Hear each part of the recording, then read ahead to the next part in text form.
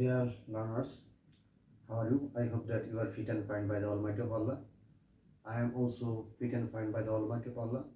Dear learners, today I will discuss about tense. Dear learners, now I am going to discuss about tense. Today's topic is tense. You know that.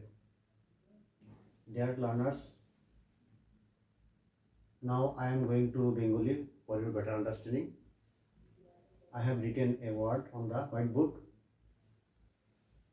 এখানে আমরা লিখছি tense. Dear learners, do you know what is tense? What is the meanings of this tense? Tense শব্দের অর্থ হলো ক্রিয়ার কাল। Tense শব্দের অর্থ হচ্ছে কি ক্রিয়ার কাল। সংজ্ঞাটা হচ্ছে ক্রিয়া সংগঠনের সময়কে টেন্স বলে। অর্থাৎ ক্রিয়া সংগঠন করার সময়কে টেন্স বলে। অর্থাৎ সংজ্ঞাটা আমরা এইভাবে বলতে পারি, কোনো কাজ সংগঠন করার জন্য যে সময়ের প্রয়োজন হয় সেটা হচ্ছে টেন্স। যেমন আমি এখানে লিখেছি আমি বাজারে যাই, আমি বাজারে যাই, এটা ইংরেজি হচ্ছে আই গো টু স্কুল। এখানে এই প্রদত্ত বাক্যের মধ্যে দুটি জিনিস আছে, একটি হচ্ছে কাজ আর একটি হচ্ছে কি সময়। তাহলে কাজ হচ্ছে কি যাওয়াটা একটা কাজ, আর আই গো টু মার্কেট, আমি বাজারে যাই। তা আমি বাজারে যাওয়াটা একটা কাজ, বাজারে যেতে হলে অবশ্যই সময়ের প্রয়োজন হয়, হয়তো 2 মিনিট লাগবে, 5 মিনিট লাগবে, 10 মিনিট লাগবে, তাটা একটা টেন্স। যেহেতু প্রদত্ত বাক্যের মধ্যে সময় আছে এবং কি কাজ আছে, সেহেতু এটি একটি টেন্স। আমি বল খেলি, প্রদত্ত বাক্যের মধ্যে কি আছে সময় আছে এবং কি কাজ আছে। আই প্লে ফুটবল, খেলাটা হচ্ছে একটি কাজ, আর ফুটবল খেলা হয়তো আমি প্লে ফুটবল, আমি ফুটবল খেলি, 5 মিনিট খেলবো, 10 মিনিট খেলবো, তো 1 ঘন্টা খেলবো। তাহলে কাজ এবং সময় সংগঠিত হলেই টেন্স হবে।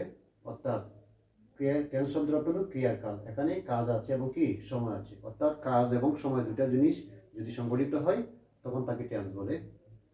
টেন্স প্রধানত 3 প্রকার। একটা হচ্ছে কি present tense, past tense and future tense.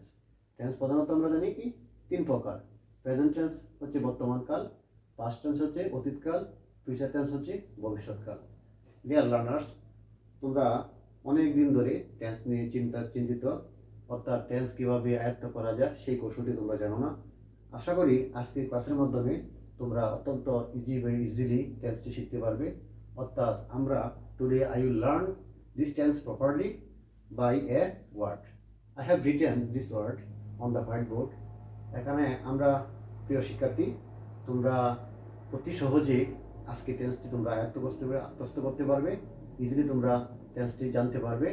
অর্থাৎ একটি শব্দের মাধ্যমে 3 প্রকারের টেন্স তোমরা কি করতে পারবে, জানতে পারবে। ডিয়ার লার্নার্স, তোমরা লুক এট দ্য হোয়াইট বোর্ডের দিকে তোমরা তাকাও।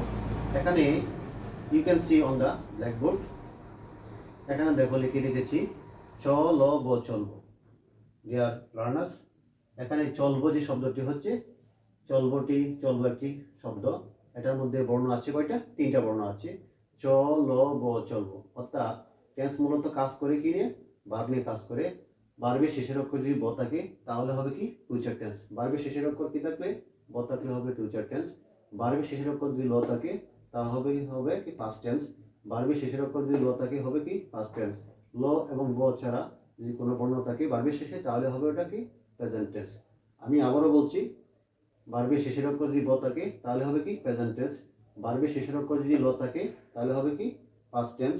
ভার্বের শেষের অক্ষর ল ব ছাড়া যদি চ থাকে তাহলে হবে কি প্রেজেন্ট টেন্স। আমরা এখন কিছু উদাহরণের মধ্যে আমরা জানব। যেহেতু আমরা জানি টেন্স প্রধানত 3 প্রকার, এখানে আমরা প্রথম লিখেছি প্রেজেন্ট টেন্স। প্রেজেন্ট টেন্স মানে হচ্ছে কি বর্তমান কাল। যে টেন্স দ্বারা বর্তমানে কোনো কাজ করা হয় এরূপ বোঝালে এর কালকে বলা হয় কি প্রেজেন্ট টেন্স। অর্থাৎ যে টেন্স দ্বারা, প্রেজেন্ট টেন্স মানে হচ্ছে কি বর্তমান কাল, যে টেন্স দ্বারা বর্তমানে কোনো কাজ করা হয় এরূপ বোঝালে এর কালকে বলা হয় কি প্রেজেন্ট টেন্স। যেমন আমি ভাত খাই। তাহলে আমি হলো সাবজেক্ট, ভাত হলো অবজেক্ট, খাই হলো কি ভার্ব। তাহলে ভার্বের শেষের অক্ষর কি আছে দেখো, ভার্বের শেষের অক্ষর কি রস্বই আছে। তাহলে আমরা যে শব্দটি লিখেছিলাম হোয়াইটবোর্ডের মধ্যে, এখানে ল ব চ, অর্থাৎ ভার্বের শেষের অক্ষর ব থাকলে ফিউচার টেন্স, ভার্বের শেষে ল থাকলে পাস্ট টেন্স, ল ব ছাড়া যে কোনো বর্ণ থাকলে হবে কি প্রেজেন্ট টেন্স। যেহেতু ভার্বটা আমরা এখানে লিখেছি কি আমি ভাত খাই, এখানে খাই যে শব্দটা আছে, খাই শব্দটার লাস্টের অক্ষর হচ্ছে রসই, ব নেই ল নেই, আছে কি রসই, তাহলে এটা হচ্ছে কি present tense. I eat rice, আমি ভাত খাই, এটা হচ্ছে কি প্রেজেন্ট টেন্স। 2 নম্বরটা হচ্ছে পাস্ট টেন্স। পাস্ট টেন্স শব্দের অর্থ হলো কি অতীতকাল। যে টেন্স দ্বারা অতীতকালে কোনো কাজ করা হয়েছিল এরূপ বোঝালে এর কালকে বলা হয় কি পাস্ট টেন্স। যে টেন্স দ্বারা অতীতকালে কোনো কাজ করা হয়েছিল এর কালকে বলা হয় কি পাস্ট টেন্স। আমরা এখানে একটি উদাহরণ লিখেছি, আমি ভাত খেয়েছিলাম। আমি হচ্ছে কি সাবজেক্ট, ভাত হচ্ছে অবজেক্ট, খেয়েছিলাম হচ্ছে কি ভার্ব। এখানে আমরা একটি বর্ণের মাধ্যমে, একটি শব্দের মাধ্যমে আমরা 3 প্রকার টেন্স জানবো। ভার্বের শেষে অক্ষর ব থাকলে কি বলছিলাম ফিউচার টেন্স, ভার্বের শেষে অক্ষর যে ল বা ল যুক্ত শব্দ থাকে তাহলে কি পাস্ট টেন্স। এখানে দেখো তো তোমরা, এখানে ছিলাম সাবজেক্ট অবজেক্ট এবং কি ভার্ব, তাহলে ভার্বের শেষের অক্ষর কি আছে ল যুক্ত আছে না, তাহলে কোন টেন্স হবে পাস্ট টেন্স। ভার্বের শেষের অক্ষর কি ব নাই, ব আছে কি এখানে ব নাই, আছে কি ল, তাহলে এটা হচ্ছে কি পাস্ট টেন্স। এবং চ আছে কি না চলে, তাহলে হচ্ছে কি লযুক্ত ছিলাম, লযুক্ত আছে তাহলে এটা কি পাস্ট টেন্স। ভার্বের শেষের অক্ষর কি আছে ল আছে বা লযুক্ত আছে, এটা কি পাস্ট টেন্স। আমি ভাত খেয়েছিলাম, এটা হচ্ছে পাস্ট টেন্স।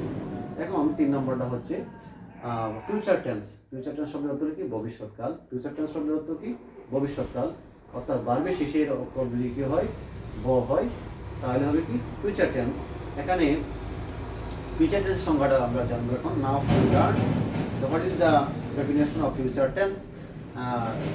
ফিউচার টেন্স হলো ভবিষ্যৎকাল, যে টেন্স দ্বারা ভবিষ্যৎকালে কোনো কাজ করা হবে, যে টেন্স দ্বারা ভবিষ্যৎকালে কোনো কাজ করা হবে এরূপ বোঝালে এর কালকে বলা হয় কি ফিউচার টেন্স।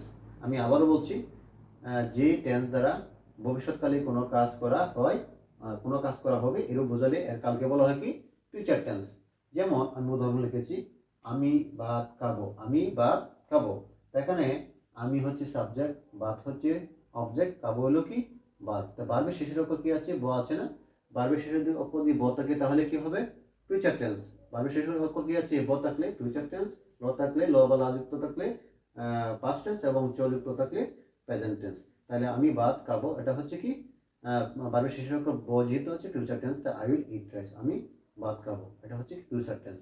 ডিয়ার লার্নার্স, আমরা শিখলাম, I will learn by this lesson, আমরা এই পাঠে শিখলাম অর্থাৎ টেন্স কাকে বলে। টেন্স হচ্ছে ক্রিয়া সংগঠন করার সময়কে টেন্স বলে। টেন্স প্রধানত কি 3 প্রকার, present tense, past tense, future tense. Present tense হচ্ছে বর্তমানকাল, পাস্ট টেন্স অতীতকাল, ফিউচার টেন্স হচ্ছে ভবিষ্যৎকাল।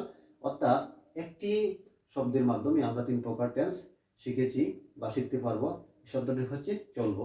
ভার্বের শেষের অক্ষর যদি ব থাকে তাহলে কি ফিউচার টেন্স, ল যুক্ত থাকলে হবে পাস্ট টেন্স এবং ল বা ব যুক্ত ছাড়া কোনো বর্ণ থাকলে হবে কি প্রেজেন্ট টেন্স। আমি এখন তোমাদের বলছি, আমি অসংখ্য উদাহরণ দিচ্ছি তোমাদের বোঝার জন্য। I have given many examples for your better understanding. Dear learners, আমি খাবো, তাহলে আমি হচ্ছে আমি খাবো, আমি সাবজেক্ট, খাবো তো ভার্বের শেষে একটা ব যুক্ত আছে, যেহেতু এটা হচ্ছে ফিউচার টেন্স। আমি যাব, তাহলে আমি যাব, আমি হচ্ছে সাবজেক্ট বা যাব হলো কি ভার্ব, ভার্বের শেষে কি আছে ব আছে, তাহলে কি ফিউচার টেন্স। তা আমি খেয়েছি, তাহলে এটা কোন টেন্স হবে আমি খেয়েছি, চ যুক্ত আছে, ভার্বের শেষে কি আছে চ আছে, তাহলে আমি খেয়েছি, তাহলে আমি হচ্ছে সাবজেক্ট এবং খেয়েছি হচ্ছে ভার্ব, ভার্বের শেষে কি আছে চ আছে, চ থাকলে কি হয় প্রেজেন্ট টেন্স। আমি যদি বলি আমি ভাত খেয়েছিলাম, তাহলে আমি ভাত খেয়েছিলাম, তো ভার্বের শেষের অক্ষর আমি হচ্ছে সাবজেক্ট, খেয়েছিলাম হচ্ছে কি ভার্ব, খেয়েছিলাম হচ্ছে ভার্বের মধ্যে ল যুক্ত আছে, তাহলে কি এটা হলো ফার্স্ট টেন্স।